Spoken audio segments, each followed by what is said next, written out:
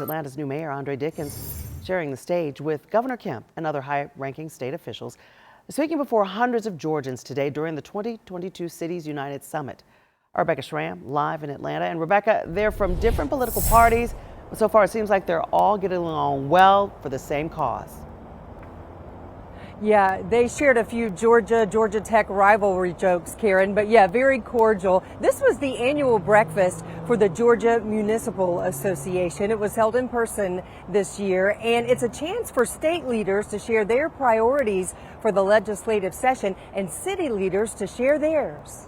Trying to decide what to do with extra money is always better than trying to decide where to cut when you don't have money. When you're a state official running for re-election and you have a huge budget surplus like Georgia does, you don't pass up an opportunity to tell the leaders of cities and counties across the state how you'll spend the money in their communities. For Governor Brian Kemp, it's giving each taxpayer a one-time refund and a pay raise for teachers. I have the belief that when government takes in more money than it needs, surplus funds should be sent back to the hard-working men and women that have been really doing unprecedented things to keep our state moving forward. For House Speaker David Ralston, it's support for mental health.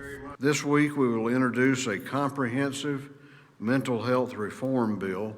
And for Lieutenant Governor Jeff Duncan, who's not running again, it's a proposal to strengthen law enforcement. Crime is a bipartisan problem, and I think it deserves a bipartisan solution. I'm introducing the Less Crimes Act, law enforcement strategic support, and I hope it helps every single community represented in this room here today. Leaders of the cities hope state leaders hear them too as they take a stance against the creation of any new city from a portion of an existing city. Atlanta Mayor Andre Dickens says if Buckhead forms Buckhead City, it would harm Atlanta's bond rating and affect future borrowing. This Buckhead City proposal could very well lead to copycat movements across neighborhoods in other Georgia cities. Now, the Senate version of the Buckhead City legislation is going to have a tough time passing. Last week, the lieutenant governor assigned it to a committee led by Democrats, some who have already come out publicly opposing it. Ralston and Kemp have not said where they stand. Live in Atlanta, Rebecca Schramm, CBS 46 News.